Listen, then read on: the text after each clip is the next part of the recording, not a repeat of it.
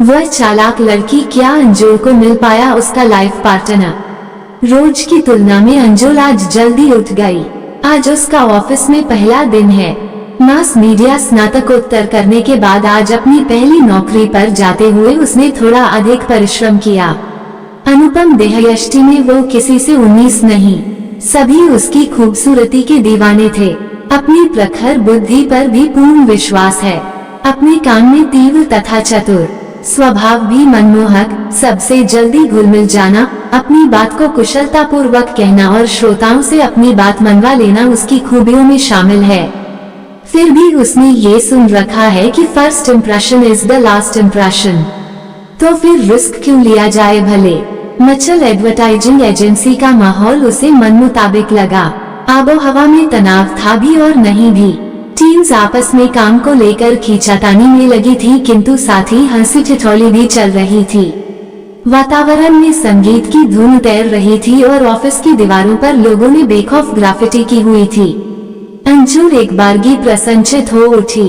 उन्मुक्त वातावरण उसके बिंदास व्यक्तित्व को भा गया। उसकी भी यही इच्छा थी कि जो चाहे कर सकने की स्वतंत्रता मिले। आज तक अपने जीवन को अपने हिसाब से जीती आई थी और आगे भी ऐसा ही करने की चाह मन में लिए जीवन के अगले सोपान की ओर बढ़ने लगी। बॉस रणदीप के कैबिन में कदम रखते हुए अंजुल बोली, hello Randeep, I am Anjul, your new employ. उसकी फिगर हगिंग येलो ड्रेस ने रणदीप को क्लीन बोल्ड कर दिया। फिर वेलकम कहते हुए रणदीप का मुंह खुला का खुला रह गया। अंजुल को ऐसी प्रतिक्रियाओं की आदत थी। अच्छा लगता था उसे सामने वाले की ऐसी मनोस्थिति देखकर। एक जीत का एहसास होता था और फिर रणदीप तो इस कंपनी का बॉस है। यदि यह प्रभावित हो जाए तो पांचों उंगलियां घी में और सिर कड़ाही में वाली कहावत को चिरतार्थ होते देर नहीं लगेगी। वैसे रणदीप करीब 40 पार का पुरुष था, जिसकी हल्की सी तोंद, अधब के बाल और आंखों के नीचे काले घेरे उसे आकर्षक की परिभाषा से कुछ दूर ही रख रहे थे। अंजुल अपना इतना होमवर्क करके आई थी कि उसका बॉस शादीशुदा है, एक बच्चे का बाप है, पर जिंदगी में तरक्की करनी है तो कुछ बातों को नजरअंदाज करना ही होता है, ऐसी अंजुल की सोच थी। अपने चेहरे पर एक हल्की स्मित रेखा लिए अंजुल रणदीप के समक्ष बैठ गई। उसका मुखड़ा जितना भोला था, उसके नयन उतने ही चपल दिल मोहने की तरकीबें खूब आती थीं।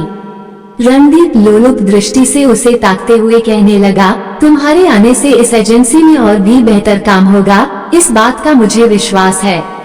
मुझे लगता है तुम्हारे लिए मीडिया प्लानिंग डिपार्टमेंट सही रहेगा। अपने A1 ग्रेड्स और पर्सनैलिटी से तुम जल्दी तरक्की कर जाओगी। मैं भी यही चाहती हूँ।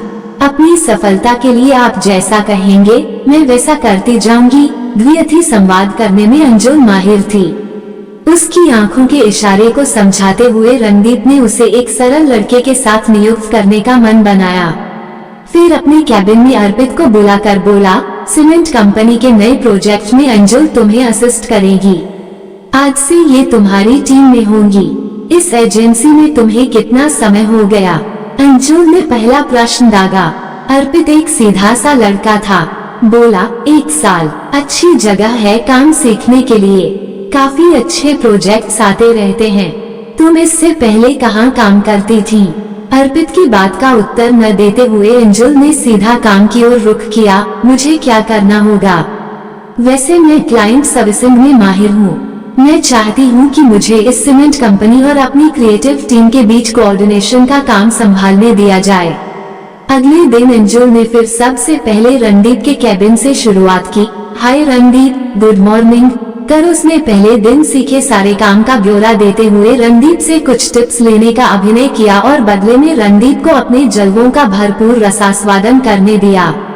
रणदीप की मधुसिक्त नजरें अंजुल के सुडौल बदन पर इधर उधर फिसलती रही और वो बेफिक्री से मुस्कुराती हुई रणदीप की आसक्ति को हवा देती रही। जल्द ही अंजुल ने रणदीप के निकट अपनी जगह स्थापित कर ली। अब ये रोज का क्रम था कि वो अपने दिन की शुरुआत रणदीप के कैबिन से करती।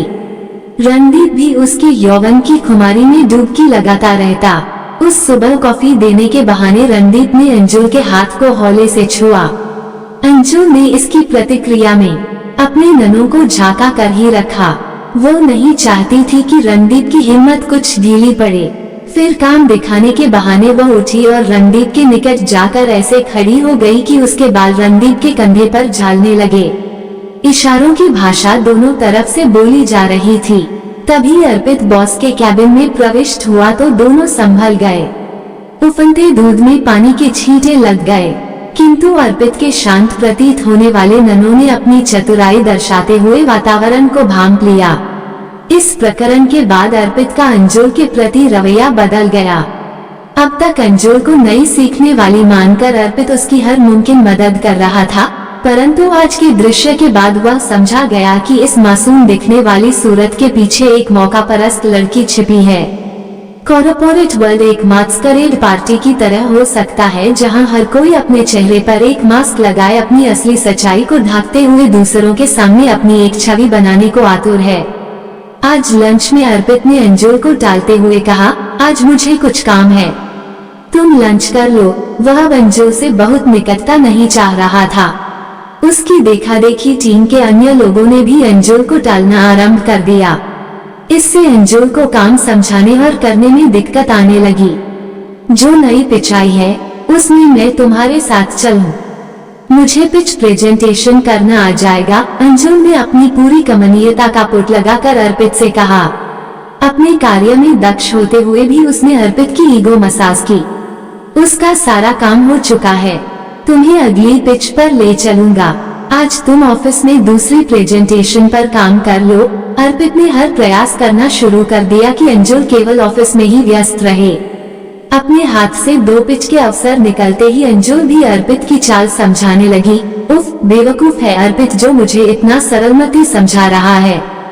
क्या सोचता है कि यदि यह मुझे अवसर नहीं प्रदान करेगा तो मैं अनुभवहीन रह जाऊंगी। सोचते हुए अंजुल ने सीधा रणदीप के कैबिन में धावा बोल दिया। रणदीप, क्या मैं आपके साथ आज लंच कर सकती हूँ? आपके साथ मेरे इंडक्शन की फीडबैक बाकी है। अंजुल ने अपने प्रस्ताव को इस तरह रखा कि वो आवश्यक कार्य प्रतीत हुआ। अतः रणदीप ने सहर्ष स्वीकारोक्ति दे दी। लंच के दौरान अंजुल ने अपने काम का ब्यौरा दिया और साथ ही दबे के शब्दों में एक स्वतंत्र क्लाइंट लेने की पेशकश कर डाली। टीम में सभी इतने व्यस्त रहते हैं कि किसी से काम सीखना मुझे उनके काम में रुकावट बनना लगता है, और फिर अपनी शिक्षा, प्रशिक्षण व अनुभव के बल पर मुझे पूर्ण विश्वास है कि एक क्लाइंट मैं हैंडल कर सकती हूँ, यदि आप अनुमति दे तो। बातचीत के दौरान अंजुल के ननों का मटकना, उसके भावों का अर्थपूर्ण चलन, उसके अधरों पर आती जाती स्मित रेखा, कभी पलके उठाना तो कभी झांकाना, सब कुछ इतना मनमोहक था कि रणदीप के पुरुष मन ने उसे एक अवसर देने का निश्चय कर डाला। ठीक है, सोचता हूँ कि तुम्हें किस अकाउंट में डाल सकता हूँ। उस शाम अंजुल ने आर्ट गैलरी में कुछ समय व्यतीत करने का सोची। जब से जॉब लगी तब से उसने कोई तफरी नहीं की। दिल्ली आर्ट गैलरी शहर की नामचीन जगहों में से एक है, सो वहीं का रुख कर लिया। मंथर गति से चलते हुए अंजुल वहां सजी मनोरम चित्रकारियां देख रही थी कि अगली पेंटिंग पर प्रचलित लॉन्जरी ब्रांड ऑसम के मालिक महीप दत्त को खड़ा देखा। एजेंसी में उसने सुना था कि पहले महीप दत्त का अकाउंट उन्हीं के पास था, किंतु पिछले साल से उन्होंने कॉन्ट्रैक्ट रद्द कर दिया, जिसके कारण एजेंसी को काफी नुकसान हुआ। स्वयं को सिद्ध करने का ये स्वर्णिम अवसर वह जाने कैसे देती। उसने तुरंत महीप दत्त की ओर रुख किया। आप महीप दत्त हैं न, ऑसम ब्रांड के मालिक? अपने मुख पर उत्साह के सैकड़ों दीपक जलाकर उसने बात की शुरुआत की। यस, आप हमारी क्लाइंट हैं क्या? महीप अपने ब्रांड को प्रमोट करने का कोई मौका नहीं चूकते थे। मैं आपकी क्लाइंट हूँ और आप मेरे। मैं कुछ समझा नहीं। दरअसल मैं आपके ब्रांड की लॉन्जरी इस्तेमाल करती हूँ और एक हैप्पी क्लाइंट हूँ। मेरा नाम अंजुल है और मैं मचल एडवर्टाइजिंग एजेंसी में कार्यरत हूँ, जिसके आप एक हैप्पी क्लाइंट नहीं हैं। सही कहा ना मैंने? वो अपना हाथ आगे बढ़ाते हुए बोली। तो आप यहाँ मचल की तरफ से आई हैं? महीप ने हैंड शेक करते हुए कहा, परंतु उनके चेहरे पर तनाव की रेखाएं सर्वविदित थी। मैं काम की बात केवल अपने ऑफिस में करता हूँ, कहते हुए वे आगे बढ़ गए। काम की बात तो यह है महीप दत्त जी कि मैं आपको वो फीडबैक दे सकती हूँ जो आपके लिए सुननी जरूरी है, और वह भी फ्री में। मैं यहाँ आपसे मचल की कार्यकर्ता बनकर नहीं, बल्कि आपकी क्लाइंट के रूप में मिल रही हूँ। विश्वास मानिए, मुझे आइडिया भी नहीं था कि मैं यहाँ आपसे मिल जाऊंगी। अंजुल के चेहरे पर मासूमियत के साथ ईमानदारी के भाव खेलने लगे। वो अपने चेहरे की अभिव्यक्ति को स्थिति के अनुकूल मुड़ना भली प्रकार जानती थी। बोली, मैं जानती हूँ कि अब आप अपने विज्ञापन किसी एजेंसी के द्वारा नहीं, बल्कि सोशल मीडिया पर इन्फ्लुएंसर के जरिए करते हैं। किंतु एक इन्फ्लुएंसर की पहुँच केवल उसके फॉलोअर्स तक सीमित होती है। मेरा एक सुझाव है, आपको आपका प्रोडक्ट प्रयोग करने वाली महिलाएं आम गृहिणियां या कामकाजी महिलाएं अधिक होती हैं। उनकी फिगर मॉडल की दृष्टि से बिल्कुल अलग होती है। मॉडल का शरीर एक आदर्श फिगर होता है, जबकि आम महिला की जरूरत भिन्न होती है। तो क्यों ना आप अपने विज्ञापन में मॉडल की जगह आम महिलाओं से अपनी बात कहलवाएं। यदि वे कहेंगी तो यकीनन अधिक प्रभाव पड़ेगा। अपनी बात कहकर अंजुल महीप दत्त की प्रतिक्रिया की प्रतीक्षा करने लगी। कुछ क्षण मौन रहकर महीप ने अंजुल के सुझाव को पचाया। फिर अपनी कलाई पर बंधी घड़ी देख कहने लगे, तुमसे मिलकर अच्छा लगा अंजुल, ऑल द बेस्ट। और महीप चले गए। उनके चेहरे पर कोई भाव न पड़ने के कारण अंजुल असमंजस में वहीं खड़ी रह गई। अगले दिन अंजुल ऑफिस में अपने कंप्यूटर पर कुछ काम कर रही थी कि रणदीप का फोन आया। क्या मेरे कैबिन में आ सकती हो? अंजुल तुरंत रणदीप के कैबिन में पहुंची। वहां उनके साथ महीप दत्त को बैठा देखकर उसके आश्चर्य का ठिकाना न रहा। सिर हिलाकर हेलो किया। रणदीप ने उसे बैठने का इशारा किया। महीप हमारे साथ दोबारा जुड़ना चाहते हैं और साथ ही यह भी कि उनका अकाउंट तुम हैंडल करो। कहते हुए रणदीप के मुख पर कॉन्ट्रैक्ट वापस मिलने की प्रसन्नता थी तो अंजुल के चेहरे पर अपनी जीत की दमक। अब उसके रास्ते में कोई रोड़ा न था। उसने साधिकार अपना स्वतंत्र अकाउंट प्राप्त किया था। इस कॉन्ट्रैक्ट की खुशी में क्या मैं आपको एक डिनर के लिए इनवाइट कर सकती हूँ? अचानक अंजुल ने पूछा। ये सुनकर रणदीप चौंक गया। फिर बोला, कल चलते हैं, आज मुझे अपनी पत्नी के साथ बाहर जाना है। रणदीप ने जानबूझकर अपनी पत्नी का जिक्र छेड़ा ताकि अंजुल भविष्य की कोई कल्पना न करने लगे और फिर फ्लर्ट किसे बुरा लगता है, खासकर तब जब सब कुछ सेफ जोन में हो। ऑसम के ऑफिस में जब अंजुल मीडिया प्लानिंग डिपार्टमेंट की तरफ से क्रिएटिव दिखाने पहुंची तो वहां उसे करण मिला। करण ऑसम की ओर से अंजुल को काम समझाने के लिए नियुक्त किया गया था। आज एक लॉन्जरी ब्रांड के साथ मीटिंग के लिए अंजुल बेहद सेक्सी ड्रेस पहन कर गई। उसे देखते ही करण, जो कि लगभग उसी की उम्र का अविवाहित लड़का था, अंजुल पर आकृष्ट हो उठा। जब उसे ज्ञात हुआ कि अंजुल के यहाँ आने का उपलक्ष्य क्या है, तो उसके हर्ष ने सीमा में बंधने से इनकार कर दिया। हाय अंजुल, करण की विस्फारित आंखें उसके मन का हाल जग जाहिर कर रही थी। मैं तुम्हारा मार्केटिंग क्लाइंट हूँ। होठों को अदा से भींचती हुई अंजुल ने जानबूझकर अपना हाथ बढ़ाकर मिलाते हुए कहा, और मैं तुम्हें सर्विस दूंगी, पर कोई ऐसी वैसी सर्विस न मांग लेना वरना। कहते हुए अंजुल ने उसके कंधे पर आहिस्ता से अपना हाथ रखा और हंस पड़ी। उसके शरारती नयन करण के अंदर एक सुरसुरी पैदा करने लगे। मनी मन वह बल्लियों उछलने लगा। आज से पहले उसने कभी इतनी हॉट लड़की के साथ काम नहीं किया था। बहुत जल्दी दोनों में दोस्ती हो गई। करण ने अंजुल को अगले हफ्ते अपने ऑफिस की पार्टी का न्योता दे डाला। इतनी जल्दी पार्टी इनवाइट? हम आज ही मिले हैं, अंजुल ने करण की गति को थामने का नाटक करते हुए कहा। मैं टाइम वेस्ट करने में विश्वास नहीं करता। वह अपने पूरे वेग से दौड़ना चाह रहा था। दिन में सपने देख रही हो? दिन में सपने देखने को प्लानिंग कहते हैं मैडम। अंजुल की खुमारी पहले ही दिन से करण के सिर चढ़कर बोलने लगी। पार्टी में अंजुल काली चमकदार ड्रेस में कहर ढा रही थी। करण तो उसके पास से हटने का नाम ही नहीं ले रहा था। कभी दौड़कर स्नैक्स लाता तो कभी ड्रिंक। क्या कर रहे हो करण? मैं खुद ले लूंगी जो मुझे चाहिए होगा। उसकी इन हरकतों से मन की तहों में पुलकित होती अंजुल ने ऊपरी आवरण उड़ते हुए कहा, ये सब मैं तुम्हारे लिए नहीं, अपने लिए कर रहा हूँ। मुझे पता है किसको खुश करने से मैं खुश रहूंगा। करण फ्लर्ट करने का कोई अवसर नहीं गंवाना चाहता था। पार्टी में सबने बहुत आनंद उठाया, खाया पिया, थिर के नचे। पार्टी खत्म होने को थी कि अंजुल के पास अचानक महीप आ पहुँचे। इसी बात की राह वह न जाने कब से देख रही थी। ऑसम की पार्टी में आने का एक कारण ये भी था। तुम्हें यहाँ देखकर अच्छा लगा, संक्षिप्त सा वाक्य महीप के मुख से निकला। तुम महीप दत्त को कैसे जानती हो? उनकी मुलाकात से करण अवश्य अचरज में पड़ गया। बहुत ऊंची चीज लगती हो। हेलो, चीज किसे बोल रही हो? अंजुल ने अपनी कोमल उंगलियों से एक हल्की सी चपत करण के गाल पर लगाते हुए कहा। आफ्टर ऑल, महीप दत्त हमारे क्लाइंट हैं, उसने इससे अधिक कुछ बताने की आवश्यकता नहीं समझा। अंजुल हर दूसरे दिन ऑसम के ऑफिस पहुंच जाती। करण से फ्लर्ट करने से उसके कई काम बन जाते, यहाँ तक कि जब उसकी एड कैंपेन डिजाइन में कुछ कमी रह जाती तब भी उसे काम करवाने के लिए फालतू समय मिल जाता। ऑसम के फाइनेंस सेक्शन से भी अंजुल एकदम समय पर पेमेंट निकलवाने में कारगर सिद्ध होती। हमारे यहाँ एक फाइनेंस डिपार्टमेंट पेमेंट को लेकर बहुत बदनाम है, पर देखता हूँ कि तुम्हारी हर पेमेंट टाइम से हो जाती है। वहाँ भी अपना जादू चलाती हो क्या? एक दिन करण के पूछने पर अंजुल खीसे निपोरने लगी।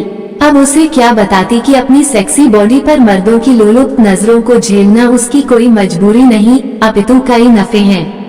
जरा अदा से हंस दिए, एक आध बार हाथ से हाथ छुआ दिया, आंखों की गुस्ताखियों वाला खेल खेल लिया और बन गया अपना मनचाहा काम।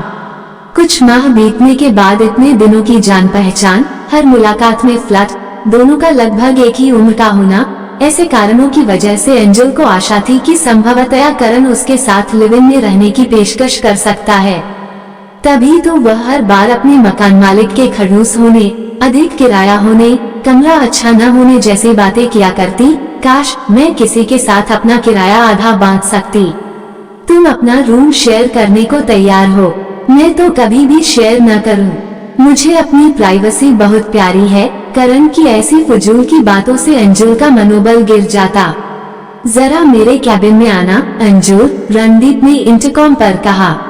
अंजुल ने उसके कैबिन में प्रवेश किया तो हर ओर से हैप्पी बर्थडे टू यू के सुर गुंजायमान होने लगे। रणदीप आज उसका जन्मदिन खास अपने कैबिन में ऑफिस के सभी लोगों को बुलाकर मना रहा था। अंजुल हमारे ऑफिस में जब से आई है तब से इनकी मेहनत और लगन ने हमारी एजेंसी को कहां से कहां पहुंचा दिया। रणदीप सबको संबोधित करते हुए कहने लगा। ऐसा लग रहा है जैसे हम तो यहाँ काम करने नहीं तफरी करने आते हैं। लोगों में सुगबुगाहट होने लगी। हमारा तो कभी जन्मदिन नहीं मनाया गया, अर्पित फूका बैठा था। आखिर उसके नीचे आई अंजुल आज ऑफिस में उससे अधिक धूम मचा रही थी। आप अंजुल हैं क्या जो रणदीप आपकी तरफ यूं मेहरबान हो? दबे के ठहाकों के स्वर अंजुल के कानों में चुभने लगे। ऑफिस में शानदार पार्टी, फिर कभी रणदीप तो कभी करण तो कभी फाइनेंस डिपार्टमेंट के अनिल साहब। अंजुल ने कहा नहीं अपने तिलिस्म का जादू बिखेरने का प्रयास किया, किंतु हाथ क्या लगा। केवल दफ्तर के लोगों की खुसफुसाहट, पुरुष सहकर्मियों की लार टपकाती निगाहें या फिर महिला सहकर्मियों की घृणास्पद है दृष्टि। आज अंजुल पूरे 32 वर्ष की हो गई थी, परंतु इतनी खूबसूरती और इतनी हॉट फिगर होते हुए भी कोई उसका हाथ थामने को तैयार नहीं था। सबको केवल उसकी कमर में अपनी बांह की चाहत थी।